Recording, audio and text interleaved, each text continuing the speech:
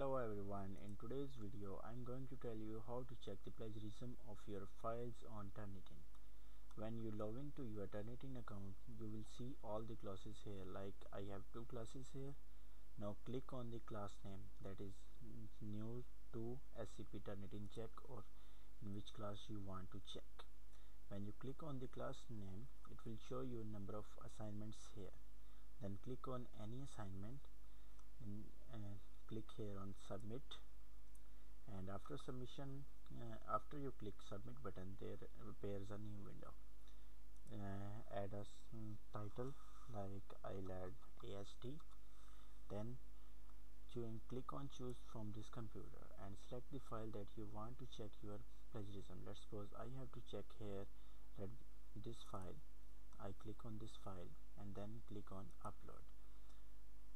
It will take a few seconds to upload your file to Turnitin.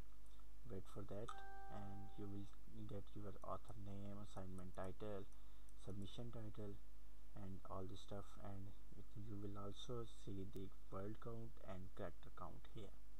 Click on confirm.